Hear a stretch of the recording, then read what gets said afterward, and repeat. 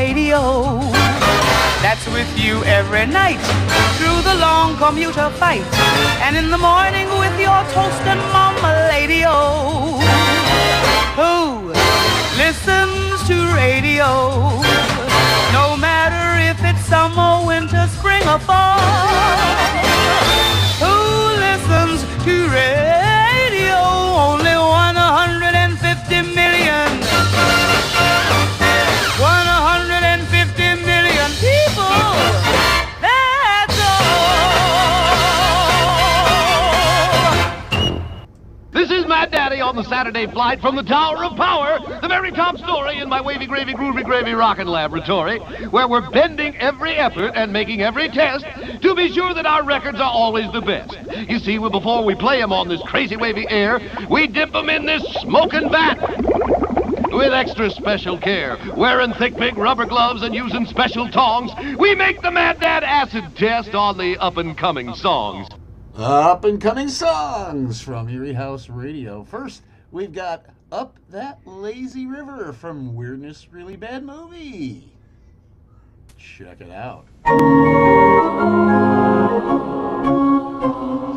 Up a lazy river by the old mill stream, that lazy hazy river where we both can dream. Linger in the shade of an old oak tree, throw away your troubles, dream a dream with me. Up a lazy river where the robin's song wakes up in the morning as we roll along. Blue skies up above, everyone's in love. Up a lazy river, how happy we will be. Up a lazy river with me. Hey, you know, Al, that's a really nice tune, but I think it's a little outdated. Well, it was written in 1930. And you know, I have no idea where the old mill stream is. I don't even know where there's a mill. I think the words just need updated a bit so the song means something today. You mean make it topical? That's it. Well, let's try it out as it comes around again. Is it coming? Here it comes. Up that lazy river where the voters be, listening to the pundits on news TV, making up our own minds, we're not allowed. Listen to the sound bites, be part of the crowd. Up that lazy river, our whole Congress, more concerned with re-election than what is best. Lobbyists outnumber them 8-1. Super PACs are spending billions having fun. Up that lazy river, the whole country, the ones to point the fingers to is you and me. Gray clouds in the sky, everyone knows why. We should have paid attention, and so it passed us by. So up that lazy river with me. Al, I think his boat is a hole.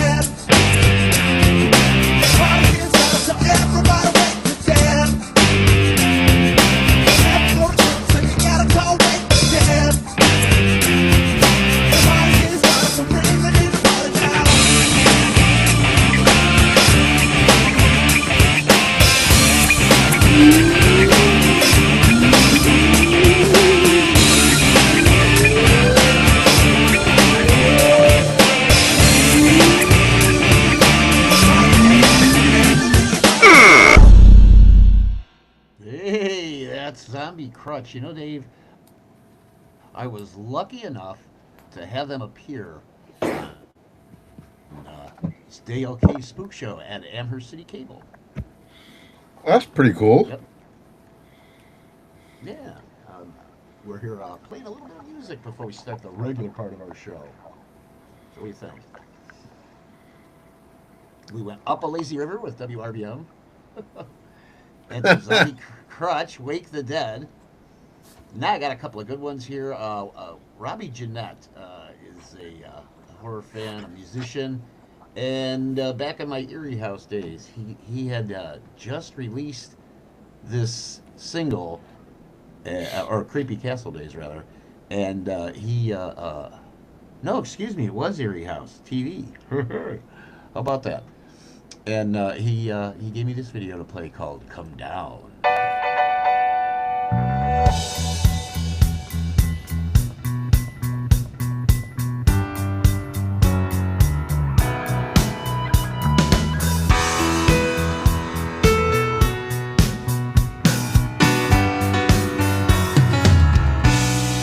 Is there a reason why you are my friend? Wait for tomorrow to witness the end. I never knew that you wanted me to. I am the question, the answer is you. Let it all come down. Never pass angels who walk in the street. Notice the pavement under their feet. These are the arrows fresh from the bow, killing the sparrow. I'm ready to go. Yes, I am. Let it all come down. Farther on now, all around. Hard to see you in the sun. I am nothing, you're the one. Red is the blood on the shroud of the body of a dead little girl at the bottom of the stairs. Black is the shade of the shadow of a man in a coat. Can it be the coat of a man? White is the skin of a woman in the elevator dancing with the ghost of a millionaire. And yellow are the eyes of a cat with only one life left, and he's sitting on my chest.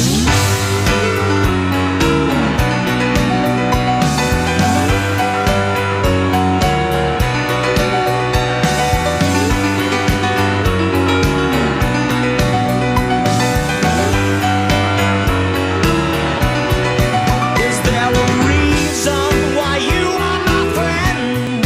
Wait for tomorrow to witness the end. I never knew that you wanted me to. Baby, I am the question, the answer is you. I am the question. I am the question. Let it all come down. The answer is you.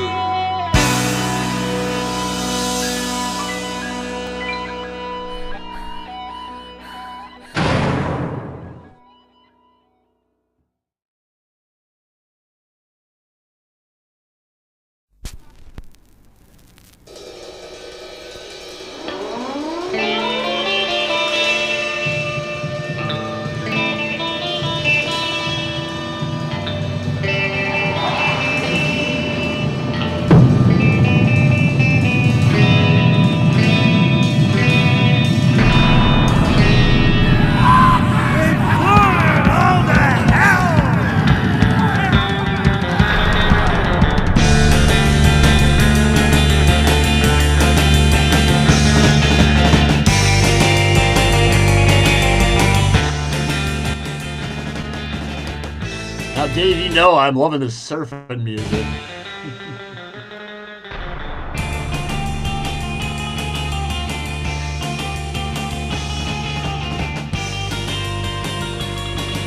Slant 6, the outside.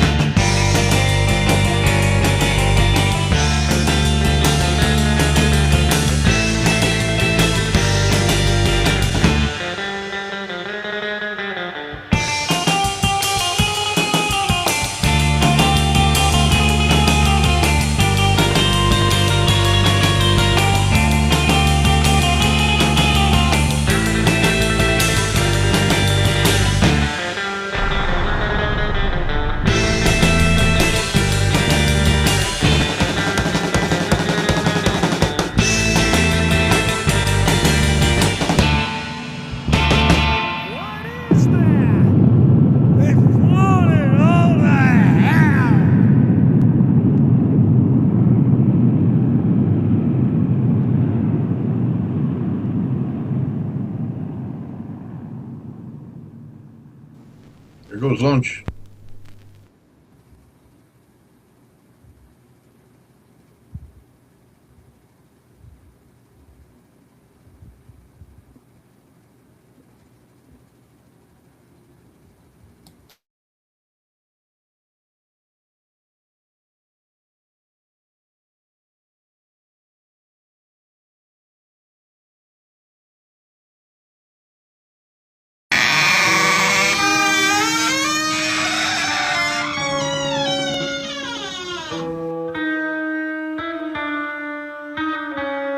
Calling Dr. Howard.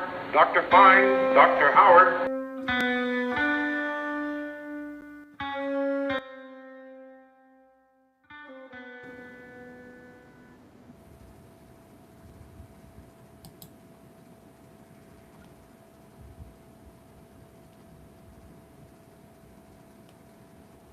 Waiting for Dale to unmute. And unmute I shall. And now I'll even reveal myself. Whoa, look at that. Things at work or kind of work. Sorry, the studio's not that responsive. Yeah, I had trouble to get it in myself tonight. I'm just no longer a co-pilot. I'm just a passenger tonight.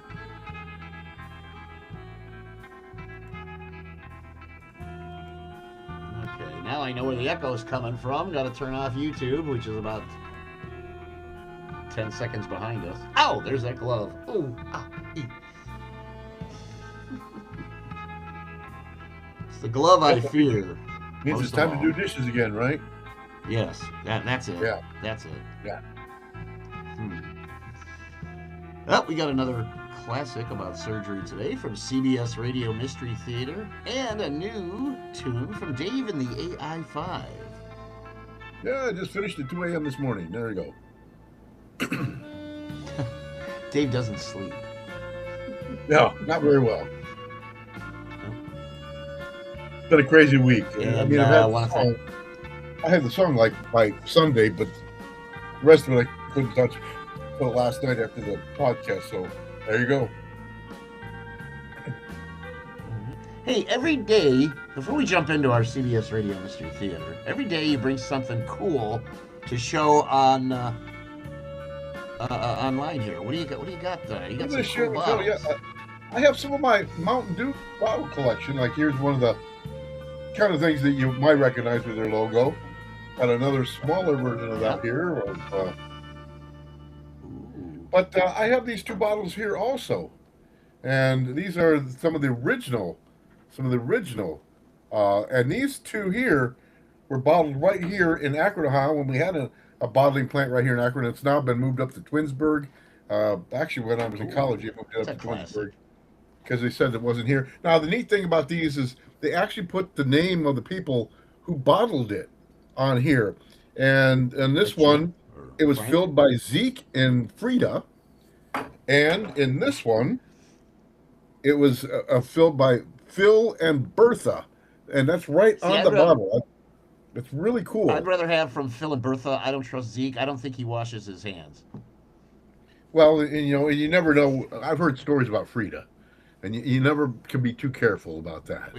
Well, yeah. But anyway, those are my little show and tell for tonight was some Mountain Dew bottle, part of my Mountain Dew bottle collection.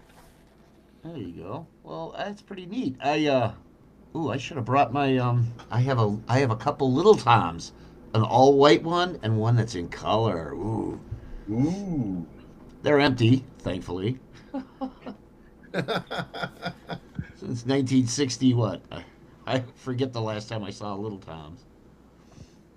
They were great. They were little pops, and they were bottled locally here in Cleveland. Ah, okay. Yeah. It's where the Seagram's place is now on the west side. Okay. West side of Cleve. Yeah. And it was great for kids. There'd be a carton of like 24 of them if you were good. Your dad would, or your parents would let you grab one of them. We kept them in the basement to keep them cool. Yeah. Wasn't like nowadays where you had to have all your pop in the fridge. We had some small ones around here called Pick-a-Pop, and they were we could get those like in a Barberton drive-through. Little what were they? 6 to 8 ounce bottles, something like that. Yeah, 6, 7 ounces. It was And, really and small. you can buy a whole case of 24 for not very much money. Yeah, and it was course. just right size for a little kid, you know? Yeah, of course. Yeah, now my size bottles are like this. You know, this is my size bottle. 2 liter. One under each arm. Arr, arr, arr, arr, arr. I'm going out drinking, man. Yeah, Whiskey? yeah. Yeah, cola. We say pop in Ohio. What do you say, folks? Write it up in the No, chat. what do you say? We don't say You call it soda. pop? We're not We don't say Pennsylvania. We're Ohio. We say pop. We say pop. People in Georgia say it's Coke. No matter what it is, if it's Sprite, it's Coke. Yeah. Sunkist, It's Coke. It's Oh, yeah, because Coke. Atlanta's the home to Coca-Cola, and so everything there is a Coke. Indeed. Oh, I remember going by that huge factory back somewhere in the 80s, I think. I was cruising through Georgia, Yes.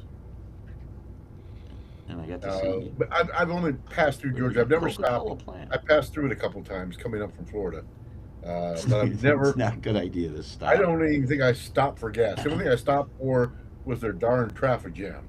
That would happen like at 2 in the afternoon. Really? Come on. Who do you think they are? Chicago? Yeah, I know. Hey, Dale. Anyway, been a we while. got, yeah. It's been a while, but I have not one, not two, but 12 surgery facts, Dave facts tonight. No way. Yeah. It's been a while, All right, well, but the facts it's been are too back. long. It's been too long. Well, we'll explore that in between episodes or segments of our CBS Radio Mystery Theater. Which was our habit when we was more in the habit of doing these. But yeah, we're going to have some fun with some surgery facts, Dave facts. Yeah. But first, we probably should get started with the edge of the scalpel is our Yep. This one's a little bit different. You won't today, get the and- This one came to us from a public radio station, WUWM in Milwaukee, I think it was. And so you won't hear the regular commercials. You'll hear a bunch of public service announcements where the commercials were, just because they were public radio and they weren't allowed to do the commercials as such. Yep. So public announcements they can do, commercials they can't. So that makes it a little bit different. And this is episode number 374 and comes to us through November the 5th of 1975. Ooh. Hey, here we are. 1970. The CBS Radio Mystery Theater presents...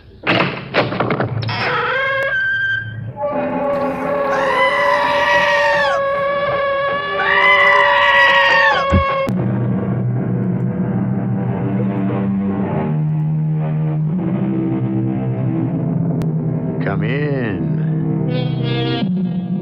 Welcome. I'm E.G. Marshall. Of all the promises a man or woman can make, I can think of no two more solemn and morally binding. The first, the answer to the question, do you take this man to love and to cherish, to honor and to obey, in sickness and health, as long as you both shall live? And the other, the Hippocratic Oath. This phrase in particular, whatsoever house I enter, there will I go for the benefit of the sick, refraining from all wrongdoing or corruption, and especially from any act of seduction. Oh, yes, Dr. Kowalski. They told me I must be operated on immediately, but not by Dr. Kirk Malcolm. He's the only surgeon available to do it now. Dr. Hallam is a fine man, but you're risking your life by waiting for him. I feel I'd be risking my life more to go under Dr. Malcolm's knife. For crying out loud, man! This isn't the Dark Ages. It's still a dark age when a man's wife can be coveted and stolen, as mine has been. Any man that can break one commandment wouldn't hesitate to break another. I wouldn't let your Dr. Malcolm lay a finger on me.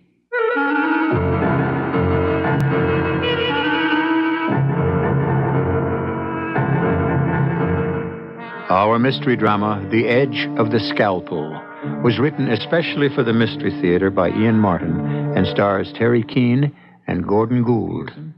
Broadcast permission for the following program is made possible by the Columbia Broadcasting System.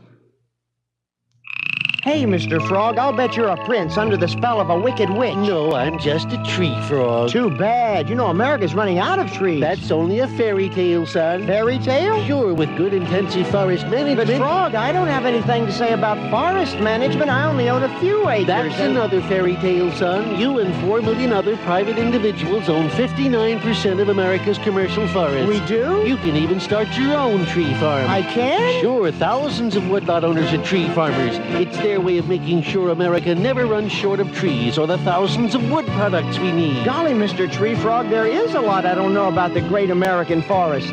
Before you jump to conclusions, get the facts. Write to us, the American Forest Institute, Washington, D.C., 20036. The great American forest. WUWM, Milwaukee.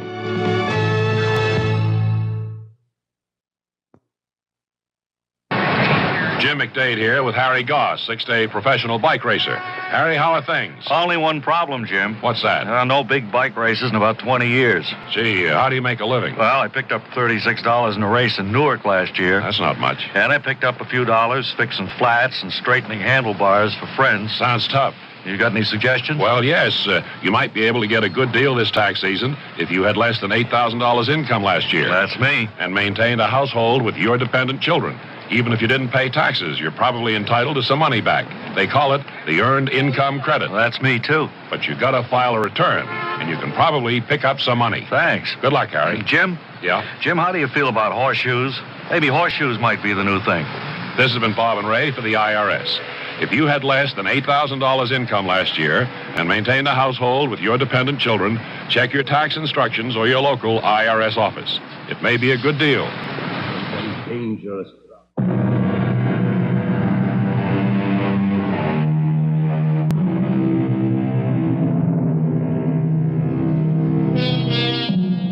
The Edge of the Scalpel. This is the story of a surgeon who walked it, who poised it above his deadly rival, literally holding the life of the man on the operating table in his hands. Let us follow the tall, gaunt man there who looks 10 years older than his 38 years, whose aging face still retains the good looks and the mark of a spoiled and petulant youth, who walks slowly, leaning on a cane for support, to the main nurse's desk at Guardian Hospital. Excuse me. I want to see Nurse Stewart, Nurse Carrie Stewart. Oh, Nurse Stewart has duty for another 3/4 of an hour. If you want to walk over to the waiting room... Walking is not my strong suit, as you can see. Will you ask her to come down here or put her on page? Oh, I can't page a nurse. Well, she won't mind. I'm her husband. Oh, why, bless me. How do you do, Mr. Stewart? How do you do, Nurse McGrath? You know me. Well, why not? It's such a loving little family here at Guardian Hospital, isn't it? I think your wife is still operating with Dr. Malcolm. That's exactly what bothers me. I'll be waiting for her right by the elevator as soon as she's ready to see me. Thank you for saving another patient for me, Dr. Malcolm. Well, thank you for the correct diagnosis, Dr. Kowalski. We make a team. We all make a team. Right, Gary. Kirk, what would you do without her? I'd hate to speculate, Ted. Or have you speculated? Oh, come on, Kirk. My reputation as the hospital Lothario is all gossip. I play the field. Now, with you and Carrie, that's different. Here's the elevator. Care to join us? Nope. 3's a crowd. I mean... Forget it, Ted. Carrie is my surgical nurse. Sorry about that. He didn't mean anything. Well, maybe it's my guilty conscience. Coffee? A nurse and a doctor? Well, protocol is no problem to the Chief of Surgical Services. I'll exercise a command. Coffee. I'm yours to obey. I wish that were true. Kirk, don't, please. You never know who might... Surprise, Carrie. Your loving, if lame, husband. Joel, what brought you here? A question maybe I should be asking. Hello, Mr. Stewart. Nice to see you again. Oh, Dr. Malcolm. At the moment, I feel like the usual third wheel. Obviously, you are happy about something special. The most fantastic operation, Joel. Kirk, Dr. Malcolm just saved a man from certain death. I don't think your husband is interested in hospital small talk. Small talk? It was a miracle. A miracle? Oh, I hope I'm not interfering with it. The miracle has already taken place. I was just asking your wife to my office to have a cup of coffee. Won't you join us? I'm afraid I can't. Unless it's for some special consultation. No. Perhaps I could be allowed to steal my wife away. You can scarcely steal what is your own, Mr. Stewart. If you'll excuse me. Certainly. Did you have to go out of your way to be rude? Was I? Oh, I didn't notice. Could I sit down for a moment? Of course you can. You shouldn't be on your feet this much anyway. What brought you out here? Loneliness. Sick of looking at nothing but four walls. So I took a bus and ended up downtown feeding the pigeons. Well, it's a nice thing to do, but not to the point of exhaustion. I feel they're my kin. They walk as clumsily as I do. Only they have wings to spread and fly. Joel, why do you fight the operation that could help you? Dr. Malcolm tried to explain... I'd like to forget Kirk Malcolm. And he'd be the last person I'd be likely to tell I'm scared out of my skull of an operation. Carrie, drive me home. I can't. I'm still on duty. Well, can't you beg off? No way.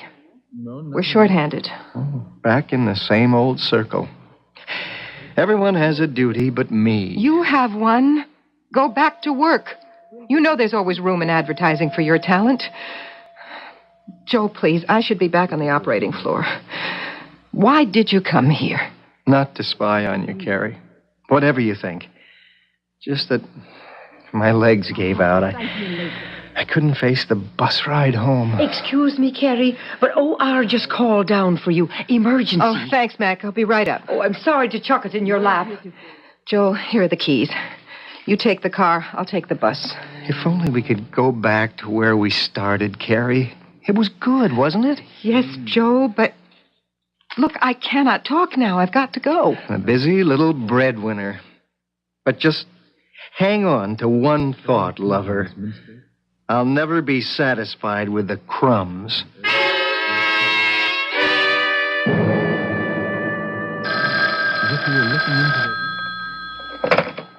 Yeah. It's Carrie, Joel. I won't be able to make it home for dinner. Can you manage? Oh, my greatest talent. I manage to manage, somehow. Obviously. Where are you spending the evening? With one of your doctor buddies? It's an emergency operation to try to save a young boy's leg. Oh, how noble. Will the great God, Malcolm, perform another miracle? I don't know. None of us knows. Which is exactly why you'll never get me near an operating room. They never know. None of them does. This way, at least I have two legs. Not very serviceable, but there, in an emergency. I may be very late. Don't wait up for me. Don't try to protect my feelings. I ended being less than a whole man a long time ago. You should be very proud of what you did for that boy, Kirk. If it works. In the long run, we can all be proud, Ted. Such modesty. Don't you love him for it, Carrie? I respect him, Dr. Kowalski. Right. I should choose my words more carefully. Well, I'm off. I have an angel waiting for me in the wings. Oh, my goodness. What is it? The time. I gave Joel the car. I've got to dash if I'm to catch the last bus. No need. I'll drop you off. If you want me to. All right. There's so many things I'll meet you at the doctor's entrance in 10 minutes.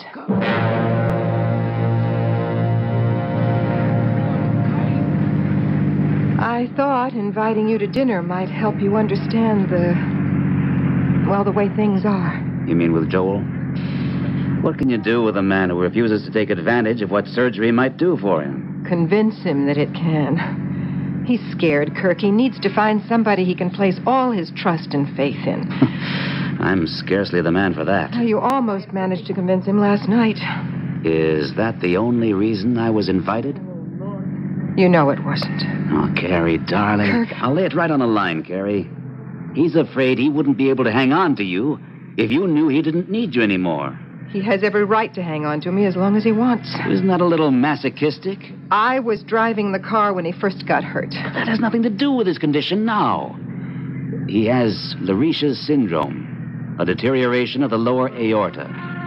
I checked it out with Hallam. And who's to say that wasn't an aftermath of the back injury? But that... Anyway, there are other reasons, Kirk. I made a vow when I married him, in sickness and in health. I can't break that. Somehow, in this day and age, it seems... Well, I mean, I love you, Carrie. And I know you love me. Yes, I do. But I guess, Kirk, I'm just, old-fashioned. Well, I suppose the timing couldn't be more perfect. You're home. Thank you for delivering me right to my door. You're an important package. And the best-loved surgical nurse I've ever had. Professionally, we make a team. You were wonderful tonight. You are wonderful. Oh, how I wish... Carrie.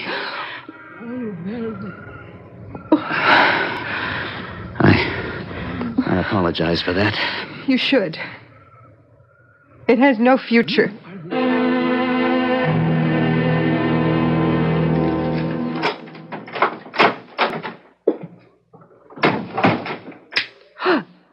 Joel. You startled me. I just thought I'd throw a little light on the subject. I gather it was a successful operation? It'll be a year before we know that for sure. Funny, I thought you'd already gotten far enough to predict results. Joel, I don't quite know what you mean, but I do know I don't feel like matching rapiers tonight. I am tired, and I want to go to bed. I'm not stopping you. Good night, Joel. Aren't you going to kiss me goodnight, too? So you saw. I've been waiting all evening. And watching. Well, it didn't mean anything. Or if it did, it was an end. Not a beginning. Whatever you say, Carrie.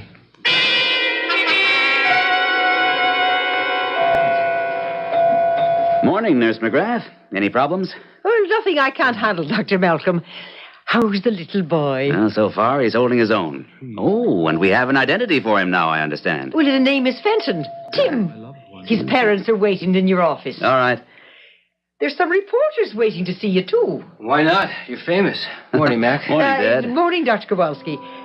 And indeed, you are Dr. Malcolm. Oh, you must be very proud of what you accomplished last night. Well, it balances out. Oh, Mac, has Nurse Stewart checked in yet? No, she called in earlier to say she'd be delayed. Her husband isn't feeling well. Oh? Anything serious? Oh, she didn't say. Any message we can give her? Well, no, it's a personal matter. I'll be in my office with Tim's parents. Now, what kind of a personal matter would you suppose exists between Carrie and Kirk Malcolm? Sure, if it were common knowledge. It couldn't be very personal now, could it? Meaning mind my own business, huh? You said it, Doctor, not I. Well, it is sort of my business because Dr. Malcolm is my friend. Mac, you know the hospital better than anyone. You've been here longer. But I came with the cornerstone.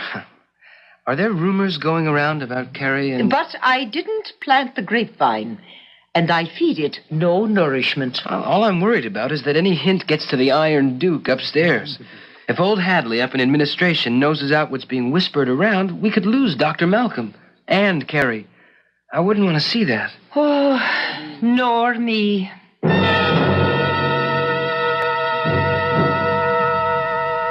I stayed home because I'm your wife, Joel. Not by choice. Not because you love, but out of duty. I didn't say that. You didn't have to. Maybe because it isn't true. What? You might be a little ashamed after last night. I told you that's a closed chapter. I doubt it. Why don't you admit you'd give anything to be rid of me? What good am I? I can't support you. I can't even make love to you. I'm a husband in name only. If I had any guts, I'd walk out of your life. Only I'm not very good at walking either. That's something that could be fixed. How? Under your surgical boyfriend's scalpel? No, thank you. I wouldn't give him the chance to dispose of me so easily. That's a terrible thing to say. And a terrible thing that two of you are doing to me. I may be no damn good, but you're my wife. And that's what you're going to stay till... Joe? Joe, what is it? Pain. The pain. Joe. Again. Maybe you'll get your wish after all. But you hear this, Gary? You get me my own doctor, or I'll haunt you the rest of my life.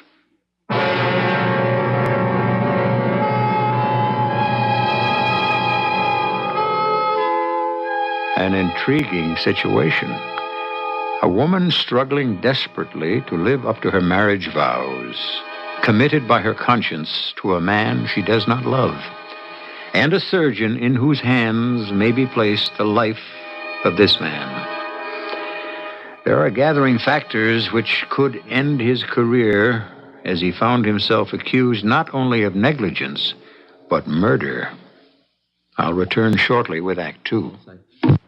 Crime in the United States, a terrible and growing problem. Everyone talks about it, but not everyone does anything about it. The Exchange Clubs of America believe that only when everyone does start doing something about it will the problem of crime and its horrendous cost in property and suffering be reduced. And that's why hundreds of exchange clubs have been battling crime for over a quarter of a century by showing Americans how they can join in the fight against crime. It's not hard. In fact, by learning and practicing a few simple, common-sense rules, the average American can greatly reduce his chances of being a victim of crime. Those rules are contained in an easy-to-read booklet called Your Personal Crime Prevention Action File, which exchange clubs are distributing throughout the country as a public service. Get yours by writing to Crime Prevention, Box 2672, Toledo, Ohio, 43606. Help America make crime prevention click. WUWM, Milwaukee. For more than 2 years now, people have been trying to get you to slow down to 55 miles an hour. Down to the speed limit. They've told you that slowing down will save millions of gallons of gasoline. They've told you that slowing down saves thousands of lives, and they've got the figures to prove it. I think those are pretty good reasons. Some of you obviously do too, because some of you have slowed down. But an awful lot of people, for one reason or another, haven't. They seem to think the 55-mile-an-hour speed limit is something they can take or leave. It isn't. That's right. It's a law, with tickets and fines and all the rest, just like any other law. And I should know. I'm a police officer. From where I sit, there's just no way around it. The 55-mile-an-hour speed limit can do a lot of positive things, and it's my job to make sure it gets a chance to work.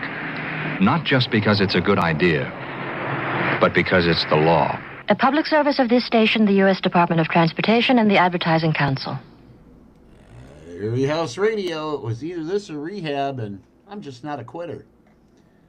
So, got a pretty good story here from CBS Radio Yeah, a Mystery little bit Theater. of intrigue there, starring Don Scardino. He is the husband in this one, and he did 26 of these Radio Mystery Theaters.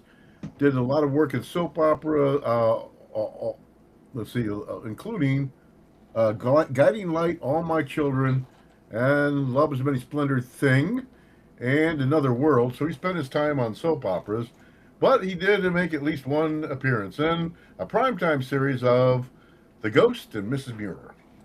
So there we go. I was hoping you were going to say The Ghost and Mr. Chicken. Well, yeah, it could be, but yep, we're still in surgery. Yeah, that guy looks like he's about to get examined, all right. Yeah, with that glove that you get so nervous about. Yeah. Yeah. It made its way onto the ad for the week. Weekend. So here we are with our first set of 4 surgery facts. Dave facts. Oh, wait a second here. Do we have Oh, something? got a sound effect there?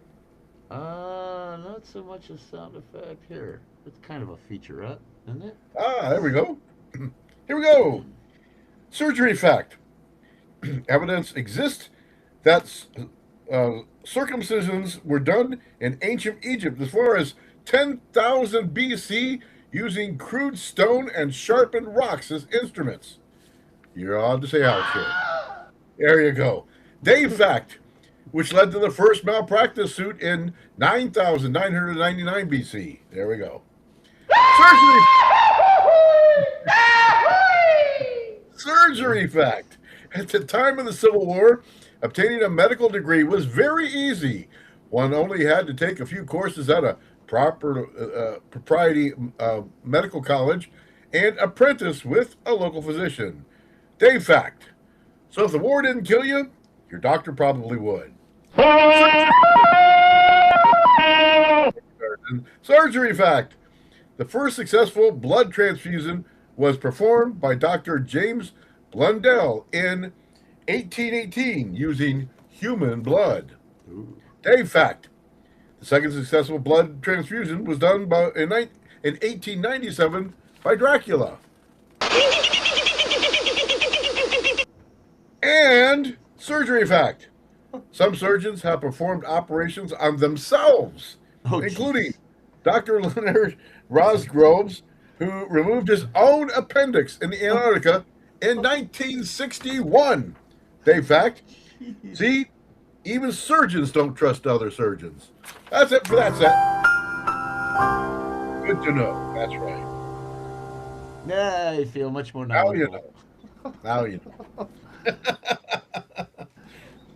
Well. And Things are a little sticky there's here in the more. studio. What? I said, but wait, there's more at the next break. Yes. Oh, okay, good. Yes, more Dave facts, surgery facts. Yep. Good stuff. All right. We've got more CBS Radio Mystery Theater. We might as well just jump right into it. Okay. You jump first. Okay. This thing cooperates.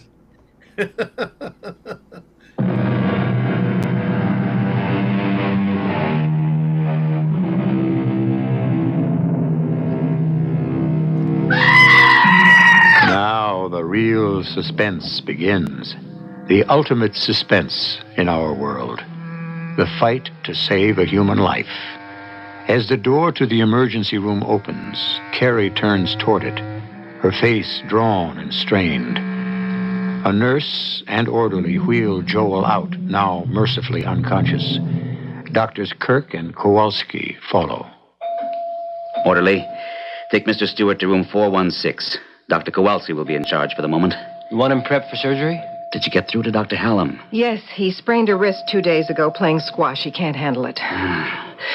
Who else do you want? I don't know anyone else, Hold the but... prep, Ted, till we settle on a surgeon. Make sure there's an OR available and a surgical team. Can do. But, Chief, I don't think You're keeping the patient waiting, Dr. Kowalski. Yes, sir. Let's go inside for a moment, nurse. Better sit down, Carrie. Been a rough morning for you. You don't know how rough. He'll never forgive me. I'll never forgive myself. It's hardly your fault he had this attack. Isn't it? After last night? He saw us, you know. Oh. I'm sorry about that. Yes, so am I. I can't help thinking I'm responsible. Maybe we'd better stick to fact. Medical fact. Have there been any other acute attacks like this? No, just chronic leg cramps. Nothing like this. You can guess what it might be, can't you? A thrombosis? Probably. Or an aneurysm. An arteriogram would show that. Does it matter? Either means an operation. Yes, it's indicated. However, if it is a clot, he might pass it. But the trouble with the Lariche syndrome is how much it has narrowed the whole Y junction of the terminal aorta and the iliac arteries. It could cut off the blood supply to his legs? Mm-hmm. To keep him from losing them, we'd have to go in and put a shunt past the blocked area. That's what I tried to explain to him the other night. I wish you'd convinced him. So do I. Hasn't his own doctor ever recommended surgery? He's been trying to get him to let Dr. Hallam do it for the last 3 years. There are other effects from a Lariche syndrome. Well, to put it as simply as possible, doesn't he ever want a child? I don't know. Do you? Yes, but not... Oh, it's so many things. The way I was brought up, the accident with the car, everything Joel gave up for me. What did he give up for you? His mother wanted him to marry somebody else. She's a vindictive old woman. She cut him out of her will and refused to see him after we were married. He sounds well off without her. Oh, that's just the trouble. He was very well off with her. I didn't know that when we were married, that most of his income was an allowance from her. He never dreamed she'd cut it off. But all of this doesn't matter. Joel's health comes before anything. Kirk, with Dr. Hallam out, I don't know who else to call in. He suggested Dr. Roth. No, he's too old for this. And there's nobody else here at the hospital but Dr. McNeil, and I think he's awfully young for this. He wouldn't want the responsibility. Nor would I allow him to take it as chief surgeon.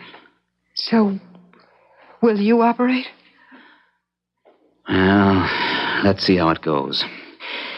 If the situation is an emergency, and you can convince him to sign the waiver for me to operate, I'll perform it.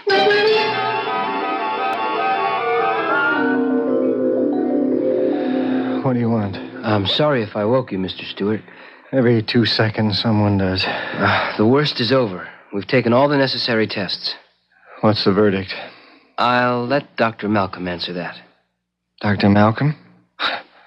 Oh, yes, I am acquainted with him, and he's acquainted with my wife.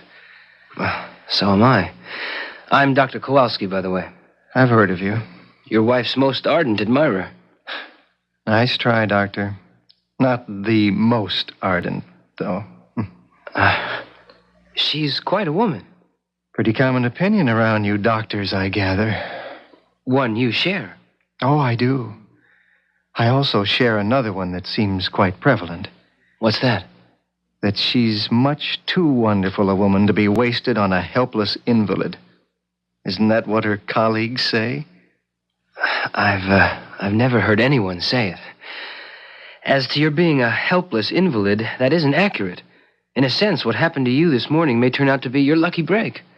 In what sense? Well, you could have gone along for years with a chronic circulatory condition. Now that it's acute, something has to be done about it. An operation? That. Only over my dead body. How's the patient, Dr. Kowalski? Just fair, Dr. Malcolm. Forgive me, Carrie. That's all right. I want to know. Okay, this is right to the roots. There's advanced claudication in the lower extremities. I'd say immediate operative procedure is indicated. Does my husband agree? I didn't tell him directly. I said that was up to the surgeon. Well, then let's settle it right now. Why don't you have a talk with him first, Carrie? All right. But you do feel it's an emergency, Dr. Kowalski? I know damn well it is. Then I'll prepare him. Thanks. Who is going to operate, sir? I am. If Mr. Stewart agrees, Mrs. Stewart has asked me to. Oh. Well, he's in pretty poor general health. He might not come through. I know. But if he isn't operated on, he could lose one or both of his legs. Or his life. Look, why stick your neck out? A surgeon sticks his neck out every time he takes that knife in hand. I'm the only surgeon in this hospital, or presently available, that's best suited for the job. Anything else you want to say, Dr. Kowalski? No, sir. Except, good luck.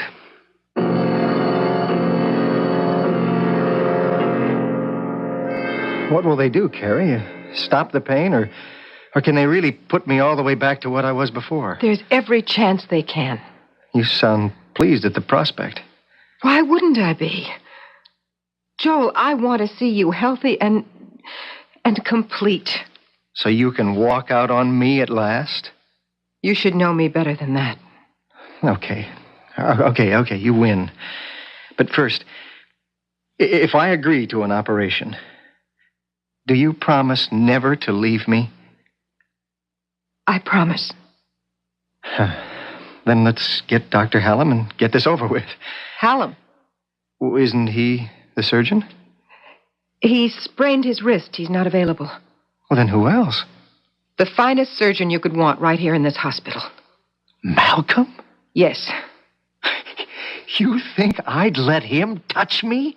The man who wants you every bit as much in the world as I want you? Joel, where a surgeon is concerned, there are no emotions involved. But where love is concerned, there is nothing else. I can only judge this by myself. And I tell you, if I were in his spot and had the chance, the pain, I can't. Help me, Carrie. Oh, I am in such terrible pain. Help me.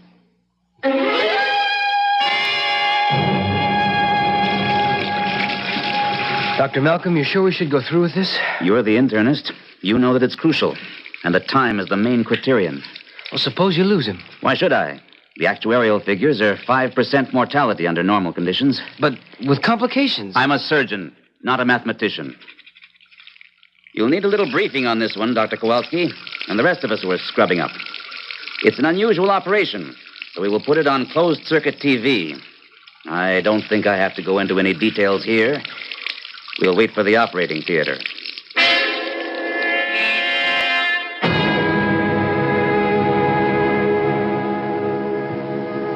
Blood pressure?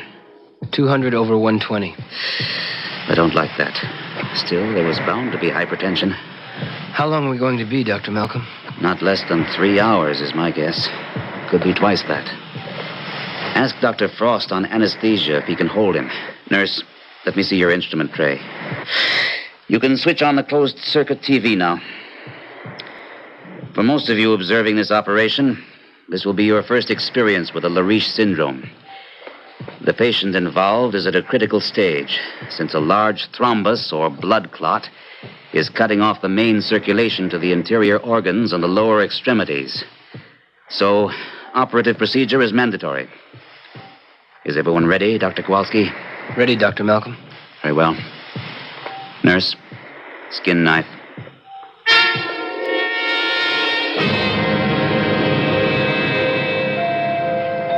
Nurse, I am Mrs. Choate Stewart. My son is being You? Hello, Mother Stewart. Yes, me at the same old stand. Never mind you. What about Joel?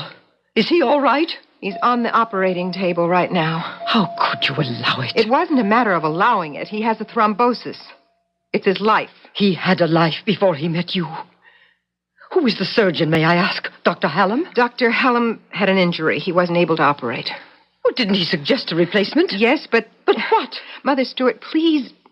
Look, come with me to the nurse's lounge just down the hall. I'd like you to see just what it is that's involved. I am less interested in that than in who is handling things. I thought you didn't care about us anymore. Substantially correct. I don't care about you. But when my only son is at death's door, I feel I had to return to make sure he was getting the best of care. How did you know about Joel? He called me to say he was in excruciating pain and was being taken to the hospital. He was afraid for his life. What does that mean? Exactly what it says. Who is operating?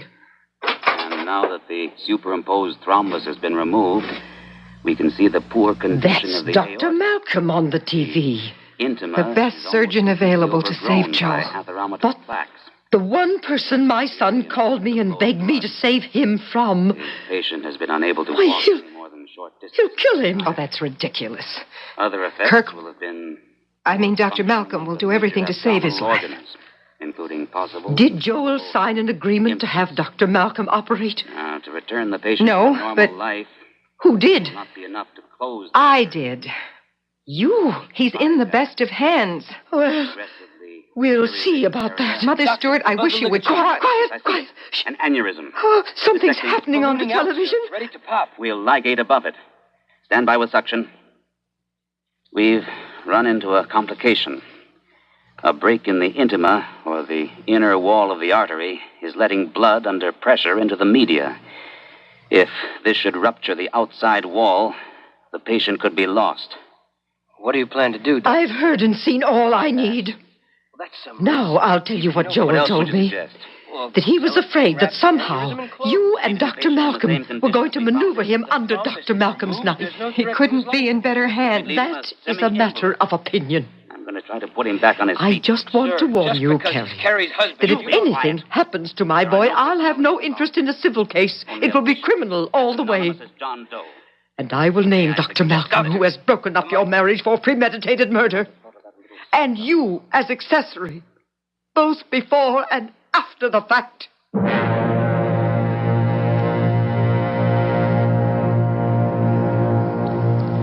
In the operating theater, the drama of life and death is played out according to established rules. Or is it? And watching the drama, two women are as completely involved as if the instruments were in their hands. I'll return shortly with Act 3. I wanted more out of life than a 9-to-5 desk job. I love people, and I love to help them. That's why I chose a health career. We're in a Jeep, riding along with Ellen Peach, a nurse practitioner, as she makes her rounds in Treasure Valley, Idaho. I bring health care to people in areas where the nearest hospital and doctor may be 40 miles away.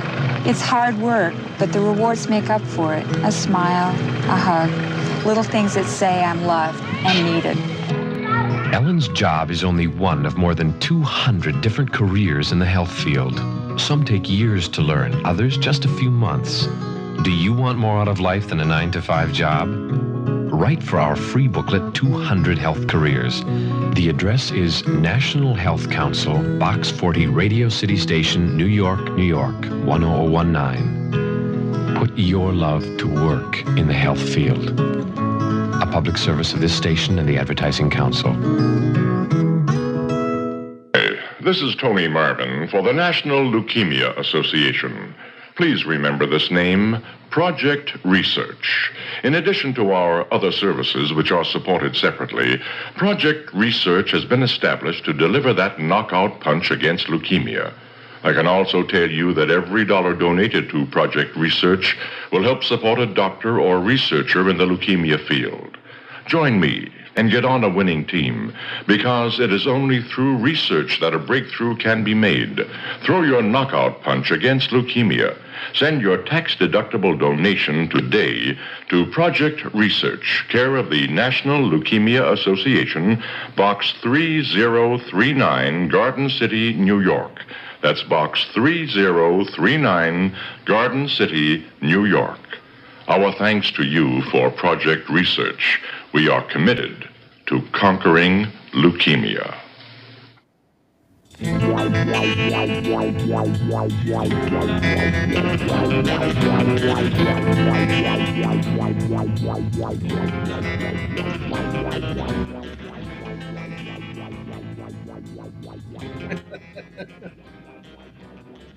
Anytime, Dale. Anytime. It's a sluggish response I'm getting here. Sorry about that, gang. We're back. We are. Both of us this time. Yeah. And guess what we got for you? Ha ha, yes. More indeed.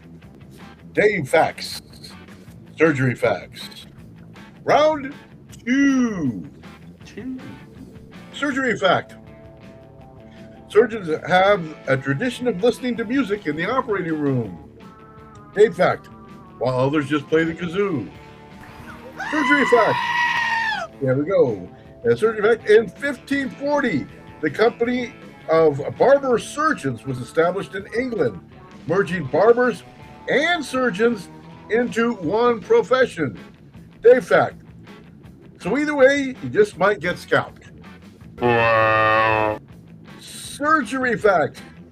Many studies have found that just telling patients they went through surgery, even if they didn't, is enough to have the same effect as those experienced by patients who actually underwent an operation. Dave Fact. And yet they still bill you for a box of surgical masks. Surgery Fact. The first recorded use of anesthesia was in 1846. But before that, patients often bit on a bullet. Dave Fact. Which is where the term shooting off your mouth came from. That's it. We're round 2. Yep. Uh-huh. Oh. There we go. Gotta get me some yep-yeps every now and again. In between our day facts, surgery facts, and our episode of CBS Radio Mystery Theater. We've also got Dave and the AI5 coming up later on, too. We do. And Tale keeps getting more intriguing all the time.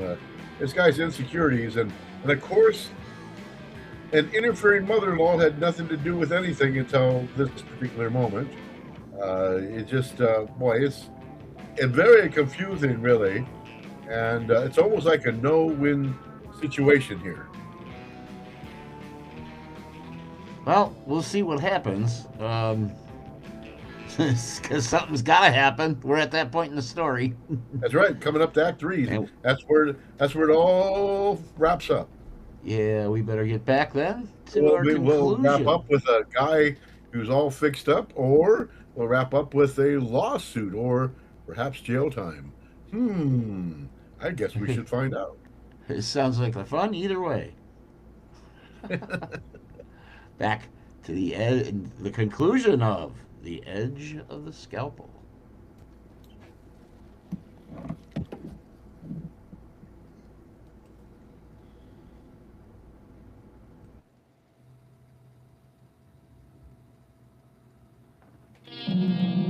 A high point of drama. Suspense piled upon suspense. Conflict on conflict. Watching on closed-circuit TV are the wife of the patient, whose life rests in the hands of the surgeon, and with her, the patient's mother, to whose biased, bitter, horrified mind her son appears to be helpless. I want it stopped. You can't do that. This is Joel's chance to become a whole man again. Or a dead one. I want it stopped. There is no way we can now. Shh, now be quiet and listen. After consultation, we have decided to continue with the operation. The object now is to bypass the degenerated arteries by means of artificial ones. I am aware that there is some risk to the patient. He admits it? But as surgeon, I assume that risk as justified in the overall picture. If you kill him, I'll make you pay. Scalpel. I am now making the incisions in the wall of the aorta to receive the plastic ducts that will bypass the degenerative condition observed earlier. A condition which, of course, we cannot repair. I'll make you both pay. You mark my words.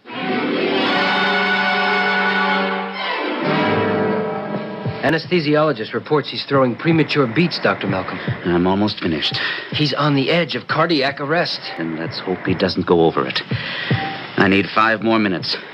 Then we can close. It's going to be a long 5 minutes, sir.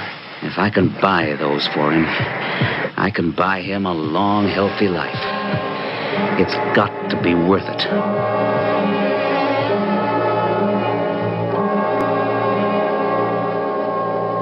How much longer do I have to wait here till someone tells me whether my son is alive or not? Mother Stewart, you know he's alive. You saw on the monitor and heard the end of the operation. He looked more dead than alive after all that. Joel came through it. He lived. And he's going to be everything he ever was before. Then why isn't someone down here to tell us so? Because it takes a few minutes for the surgeons to clean up. The first moment he can, I'm sure Dr. Malcolm will be down to give his report. Kirk?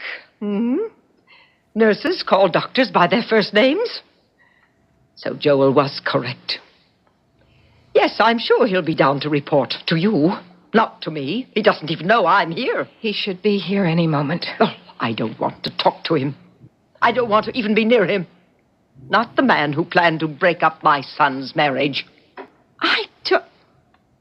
You were the one who was against Joel marrying me. I should think you'd have been glad to have any excuse for something to break it up. Oh, is that what you have in mind? You think I'd permit a little snip like you to walk out on my son? I have no intention of walking out. As long as Joel wants me, I'm his. If I know Joel, he'd never allow you to make a fool of him. It must have made you pretty desperate to attempt anything like this. Sorry I took so long. I'd have phoned, but I thought you'd rather hear the news in person. I'd like to hear it, too. I happen to be his mother. This is Dr. Kowalski. Since I have been sitting here for hours watching him on that TV screen, I'm quite aware of that. And of other things. You were against the latter half of this operation, Dr. Kubelski, or whatever the name is, correct? Against?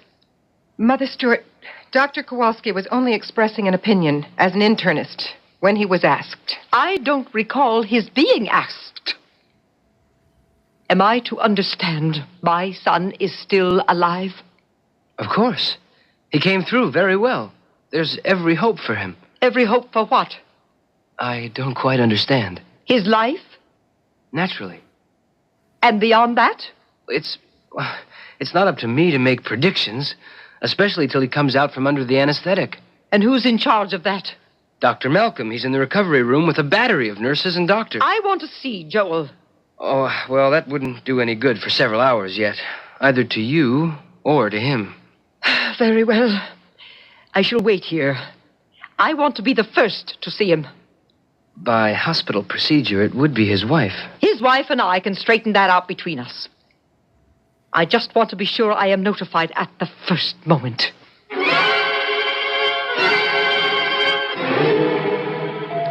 A whirling witch, Mac. I kid you not. Just because I'm an elder citizen around here, Doctor. Stop trying to get me mixed up in what doesn't concern me. Mac, we both love Kirk like he was your son and my big brother. It was a hell of a risk he took. Was it for the patient? For Carrie? Or for himself? What do you mean, himself? If Joel Stewart had no physical problems and doesn't need nursing care, wouldn't that leave Carrie free to make a choice which she's never been able to make? Since there's not a damn thing you can do about it. Mind your own business. Welcome back, Mr. Stewart. I got through it, Doctor. You have a remarkable will to live. I told my wife I wanted to die. Your conscious wish, perhaps. Your unconscious was much stronger. And, what was your wish, Doctor? To keep you alive. It's my practice, when I can. Even when you're in love with the patient's wife? I won't answer that. Would you like to seek your wife? I suppose so. I'll bring her in. Oh, Dr. Malcolm? Yes? I suppose I should thank you. It's not necessary. I really shouldn't. You'd have done all three of us a favor if you'd made sure I didn't survive.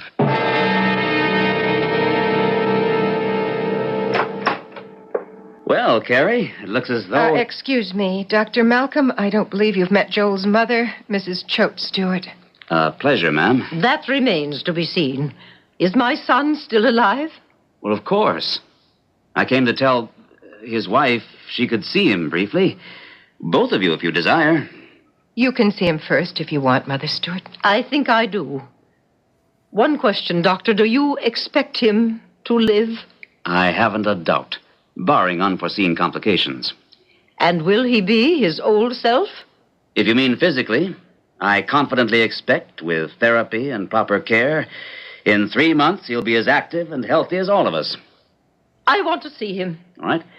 Nurse, take Mrs. Stewart to the recovery room. Shall we go along? No. Give Mother Stewart a little time with him alone first. Very well. Shall I accompany you? I would prefer to see him alone. As you wish. If you'll just go with the nurse. Quite an old battle axe. Well, that's about the politest name I can think of for her. Oh, Kirk, you took some awful risks. I did what I felt had to be done. Not just for me. Of course not. I mean, it wasn't in your mind or your heart that if Joel was no longer an invalid, then perhaps you and I... Not while I was operating, no. But now it is. No, it's too late. Whatever else might have been possible before, I promised Joel if he had this operation, I would never leave him. So, please, Kirk, let's leave it at that. If you love me. I can't I just can't take any more. If I love you. Well, let's put it this way, Carrie. Because I love you, I leave it. It's a matter of conscience.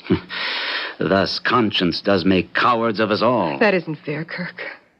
I can't renege on a promise. I guess I wouldn't ask you to. So, this is the end for us? There never was a beginning. Now I must go to my husband.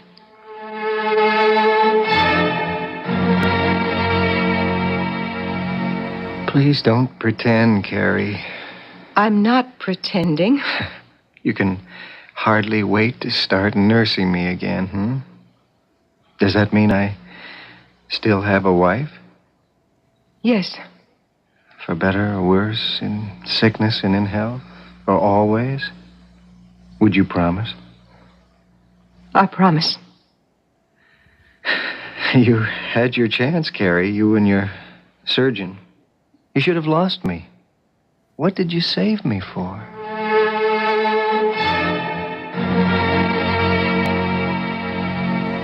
I'm a hard and unpredictable old woman, Carrie. And I've learned a lot of things today. A respect for others that I give seldom and grudgingly. A recognition of my own selfishness and of your unselfishness. The dedication of your surgeon, Dr. Malcolm. The weaknesses in my own child, some of which he inherited from me. Mother Stewart, Let me finish. It will be a long and expensive convalescence. I can afford it. You can't. He will mend physically, but all the flaws in his character, which I see so clearly for the first time, will still be there.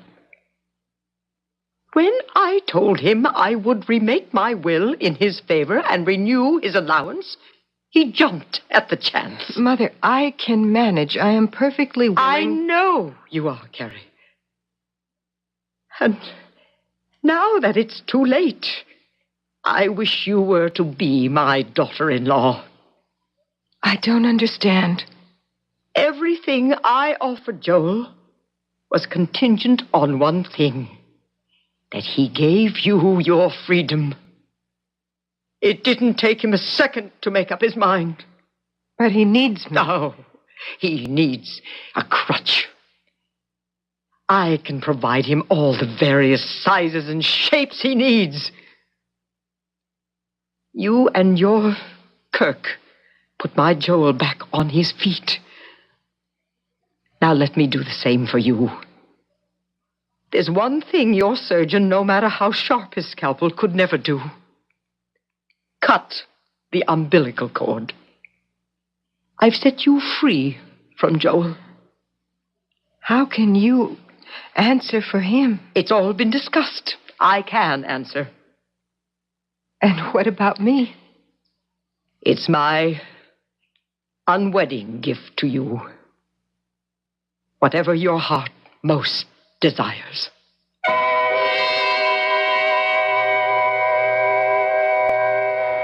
It was a quiet wedding 6 months later for Dr. Kirk Malcolm and the former Mrs. Joel Stewart.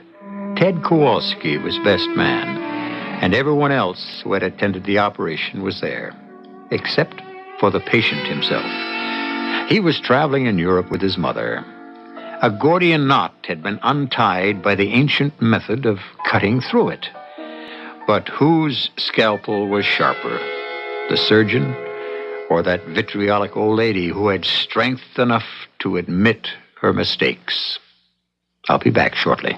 This is a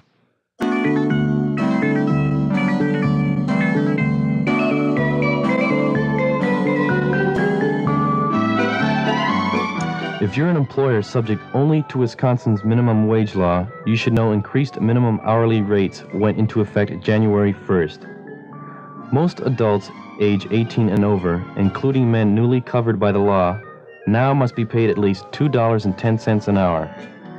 And youth aged 12 through 17 now must be paid at least $1.68 an hour. There also are increases in minimum pay rates for persons working in agriculture. For more information, contact the State Equal Rights Division in Madison or Milwaukee, or write Wages, Box 2209, Madison, Wisconsin 53701.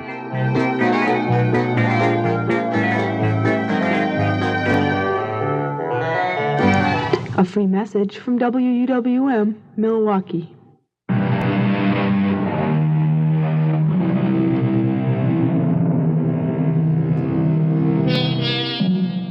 One last quote from the Hippocratic aphorisms, which seems fitting to close this case history. Life is short and art is long. The crisis is fleeting. Experiment risky. Decision difficult. Not only must the physician be ready to do his duty, but the patient, the attendants, and external circumstances must contribute to the cure. Our cast included Terry Keane, Gordon Gould, Don Scardino, Robert Caliban, and Joan Shea. The entire production was under the direction of Hyman Brown. And now, a preview of our next tale. You don't belong here. You belong in some kind of an asylum. You don't mind, Luigi, I'm taking my drink over to one of the tables, and if I were you, Luigi, I'd call an ambulance. Now, just a minute. Take your crummy hands off me. You ignorant little huckster. Luigi, he's getting a little violent. You'd better throw him out before he loses control completely. What do you think you're doing? Put that broken Don't you bottle take down. another step toward me, Delaney. Not one step. You really are crazy. Just stay where you are. What do you think you're threatening? Spinach. No! I can't see! Push that broken bottle into my face! Hey, you pushed Delaney over. He hit his head. He's out cold. And his face and head are all covered with blood. I didn't mean to. Maybe you better send for a doctor. Mr. Quaylen, you can't leave now. Don't try to follow me, any of you. Where are you going? Well, none of you will ever find me. Not if you were to live forever. Radio Mystery Theater was sponsored in part by Buick Motor Division and Time Magazine. This is E.G. Marshall inviting you to return to our Mystery Theater for another adventure in the macabre. Macabre. Until next time, pleasant dreams.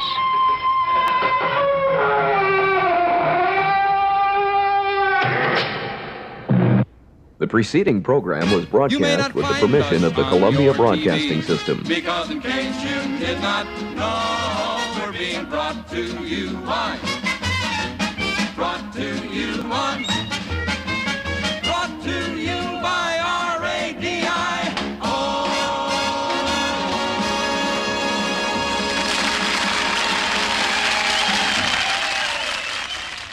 It's kind of fun to lip sync for this deal. There you go. And did we learn something? I could have.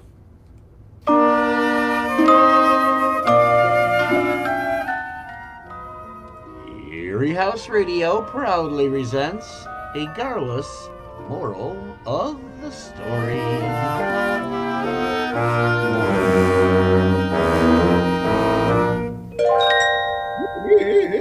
His apologies to Gar. Sometimes surgery is more than just opening and suturings. Sometimes it can cut to the heart of the matter. There you go. Yes, it was all about dream. Yes, it was. It was. But we lived through it. We did, somehow. Somehow, some way. But can we live through the last four? Surgery facts, Dave facts. I imagine we can. Yeah, okay, here it comes. Surgery fact. Surgeons frequently leave a wide variety of objects inside their patients, including forceps, surgical masks, and needles. Dave fact. Most people just use garage sales to get rid of their unwanted junk.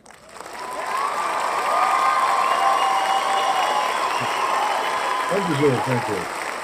Surgery fact. On occasion, a tooth has been put into the eye to restore vision. Dave fact. And by doing this, you may be able to see what you are saying. Surgery fact. The longest surgery on record is a 103-hour operation which took place at Singapore General Hospital in 2001. Dave fact. Big deal.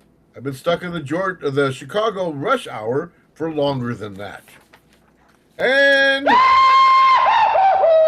yeah, I did that. It didn't help. Surgery fact. According to one study, about 1 in 1,000 patients wake up during their surgery in the United States every year. Dave fact. That's because they didn't fill out their insurance form properly. That's it. All done. There we go. All done. You made that lady jump out the window. Yeah, well, I warned you. Yep. Now she's ready for her surgery. Yeah, see? I couldn't be prouder. Have you had any surgeries, Dave? Well, I had a minor one. Didn't even have a local That you can talk about. Well, it was a vasectomy. The worst thing about it is that you're in there, kind of spread out for all to see, and you hear a clink clink, and the doctor say, "Oh shit." Not something you want to hear. Yeah, no. Yeah. That or like earthquake rumblings. That was always. But that is the only surgery I've ever had. Yeah. I have had a few. I had a couple stents rammed in my heart. I had a pin put in my collarbone from a motorcycle accident. And then another surgery to get rid of it, to take it back out. Let's see, what other surgeries? I had my jaws wired shut. It was sort of a surgical procedure. Having my jaws wired shut for like 3 months. Because the bone was cracked right here. They had to pull the jawbone together to make it fuse, man. Yeah, you gotta be careful. Some of those wisecracks, man. You can get in trouble with those.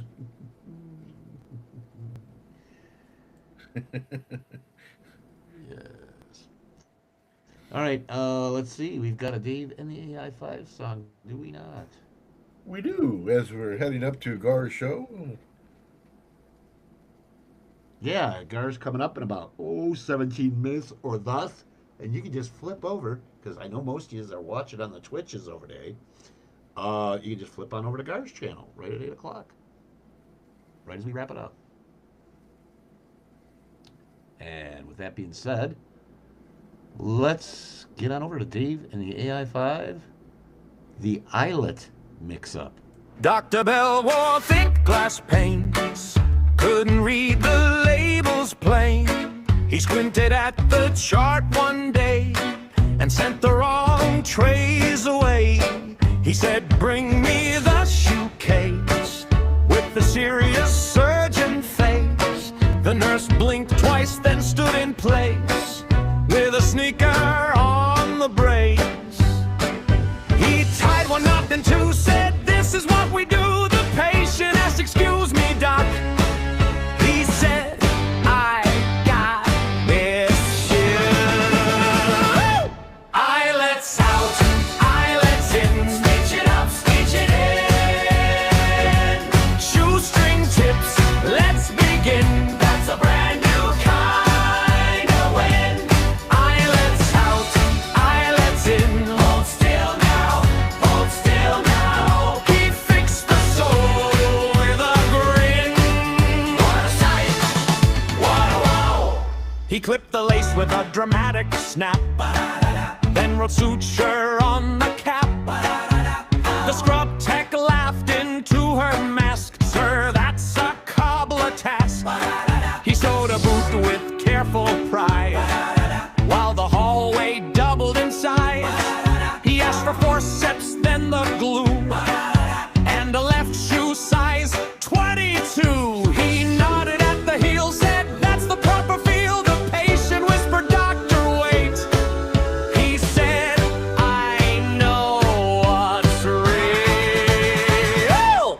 Eyelets out, eyelets in. Stitch it up, stitch it in.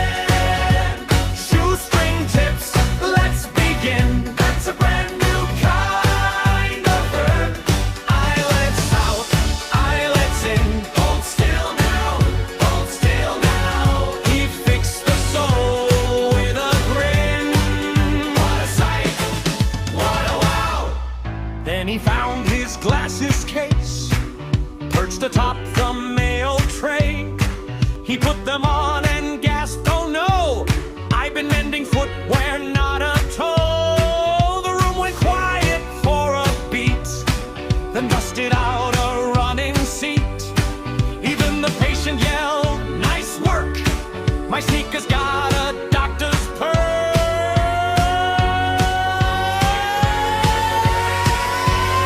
Eyelets out, eyelets in, stitch it up, stitch it in. Shoestring tips, let's begin. That's a brand new kind of win. Eyelets out, eyelets in. Too late now, too late now. He fixed the sole with a grin.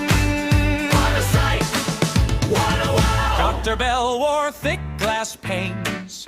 Now he checks the chart and strains, then laughs each time the ward goes wild at the surgeon who repaired a style.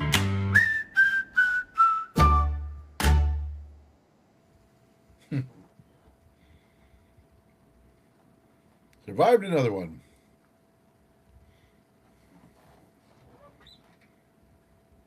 Oh, you're muted, Dale. No wonder you There you can't go. hear me. Yeah. Well, that blimp is just flying all over the place today, isn't it? Yep. And it was kind of fun today. With surgery, I have a dim view of the medical profession. Do you? Oh, yeah. I gave my heart surgeon quite a hard time. I don't think that's the person you want to tick off to you, you know? Yeah, well, you know. I fired her eventually. The only reason I saw her for a year is two things. One, the medications were heavy duty at that time, and I didn't want to switch things up and mess myself up. And her head nurse kind of overcompensated for her. Her head nurse was like 1,000 years old, but she was very good at talking to people. Okay. Smoothing feathers. Yeah. Doctors are not always. Doctors don't always have the best bedside manner. Social skills. Are non-existent. And some doctors, they think about the medicine, and that's about it. And they don't put things on a personal level. And I think it would be hard if you're a doctor or a surgeon to put everything on a personal level. I think that's part of the reason maybe I could never be a doctor, is because I have a hard time separating things. I just yeah, me too. I'd have an anger fit and it'd be over for somebody. Well, it's just that I think I would, as I did with the station, all those things, those people were like my family, in many ways. And some of them have been with me for over 20 years and even better. And it's just that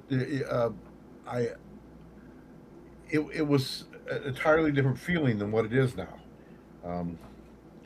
Except when I go there, then everybody brightens up. It's a different place when I'm there, which right now is only one day a week, as I go in there to do, still doing the comics and doing one of the sports shows from there.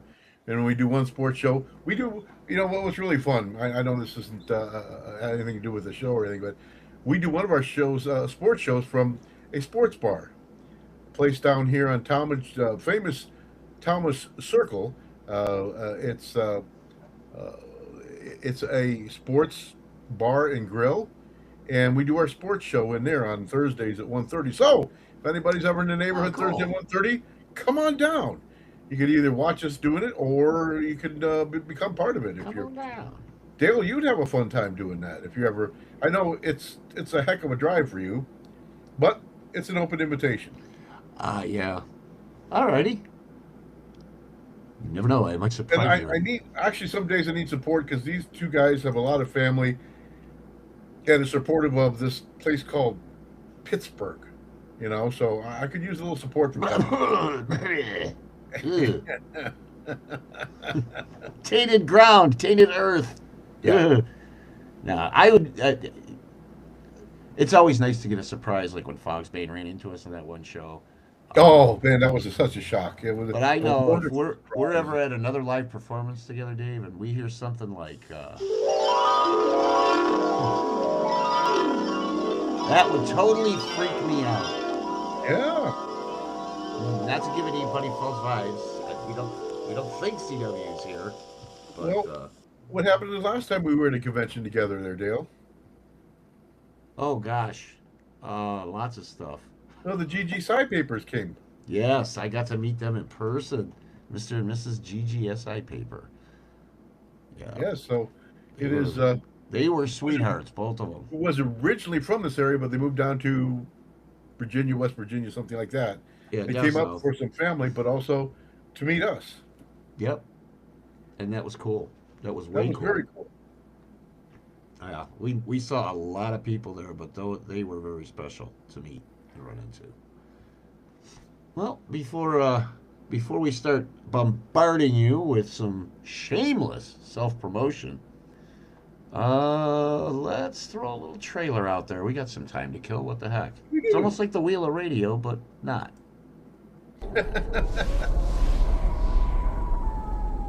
Oops.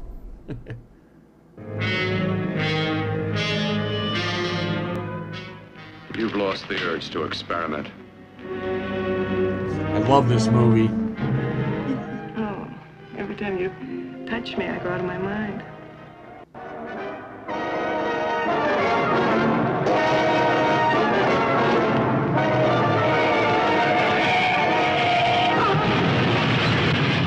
Let me die. Let me die. I said that every day of my first marriage. He died. Her brain kept alive by experimental science, by a man whose abnormal passions inspired him to try the impossible. I brought her back. She'll live and I'll get her another body. So what of her soul? How can you make of her an experiment of horror? His mad ambitions and desires threaten every woman possessing an attractive body. Girls whose measurements make them beauty contest participants. Professional figure models such as this. All are prey to his distorted desires. What's locked behind that door? Horror. I don't know, I'm stumped. No normal mind can imagine. Something even more terrible than you. Horror has its ultimate, and I'm that. Behind that door is the sum total of Dr. Courtney's mistakes. He intends to kill somebody. To rob them of their body. We've got to stop him. Oh,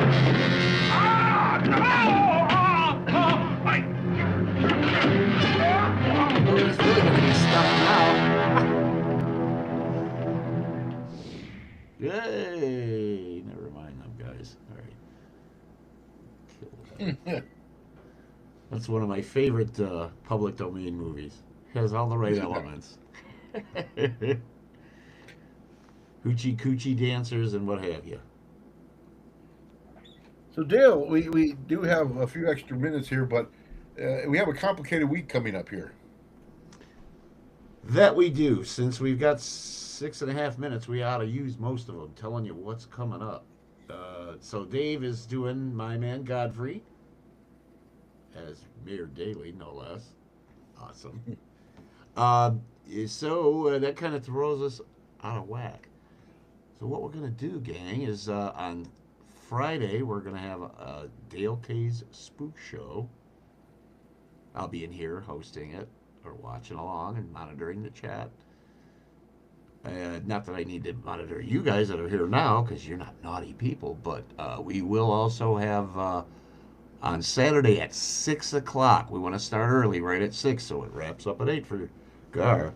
A Weirdness Really Bad Movie. And you know which one I'm going to send you, Dale? I'm going to send you 14 hours. Well, we only got 2 hours, though, Dave. No, the movie's 14 hours. Ah. The movie isn't 14 hours long. That's the name of the movie, 14 hours. I see. It's compressed. All right. So, and Klaus and I and Alex host that from the ledge of a tall building here in Akron. Just don't try to jump with a single bound. That may not end well. Yeah, so that's Friday and Saturday. But you're thinking to yourself, as you should be, what about my Eerie House Radio? What about the old time radio? Fear not. We'll be here Sunday at 6:30 and Monday at 6:15. With a nice featurette. I think we're going to do some William Castle stuff for the featurette on Tuesday. Yep. And well, for our television episode to tune into, we have a episode of the UK H.G. Wells' Invisible Man. Oh, and that'll be Sunday night after the regular. That'll be Sunday. Yeah, that'll be Sunday. Yeah. Yeah, the Friday show on Sunday, which is not Saturday, nor is it Monday or Tuesday. Yeah. It kind of works that way, yeah. Makes sense now. I'm really enjoying, after doing our regular show, sharing an episode of classic television. Just there's so much great stuff out there. One thing I'm looking forward to, there's Alan Ladd, of course, did Box 13, and he did a pilot for that for television that was aired, but that was never picked up as a series. The pilot is out there, and Frank Lovejoy, who did the Night Beat, did a pilot for that. It didn't sell, but it did air. And so those are two of the things, of the many things, and the Lights Out and the Tales of Tomorrow and the so many cool radio shows out there that I can't wait. Classic TV shows, suspense TV, all this stuff. Such great fun that I can't wait to share along with our classic radio. Now we're going to have some classic TV to go with it. Yeah, I mean, why not? We've got the means, and I hope you guys are enjoying this medium. Dave and I are. We're having a blast with this, and we're just cracking the surface here. We just started out. We're going to be turning up the jet soon. As soon as we figure everything out. It's really kind of it's interesting. It's a little bit more work to get everything ready, but I think it's a neat way to do it. That it was good to do it just on audio, but the fact is, we just didn't have that option anymore. Yeah, it's pretty much been, I don't know, downsized down to nothing. Everybody that was doing it is either not doing it anymore or is out of business. Or and the only thing that these stations or these services want to do is host pre-recorded. And so that's kind of what we're stuck with. So we came here and we saw, and we've been conquered. Yeah. Once we got to the point where it's working like it was when it was free for the first 2 weeks. It got fun again. Yeah. It's fun again. Yes, absolutely. All right. Well, with that, we've got just enough time to wrap things up in a somewhat timely fashion, so you can check out Gar, Horrible Horror, starring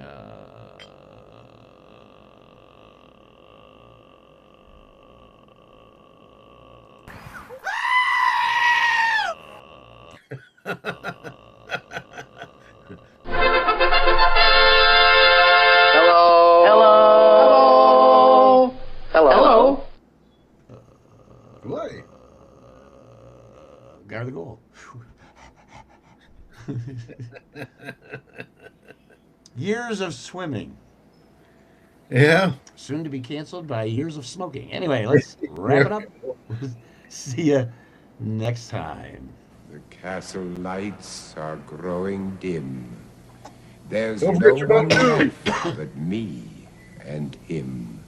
Hand it over. When next we meet in Frankenstone, Hey, what to do? don't come alone. Can you dig it? I can dig it, man. I can You dig could. it.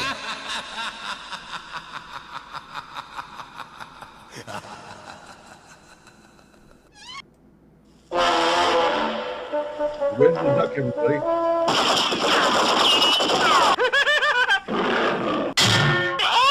Do you mind turning off the radio?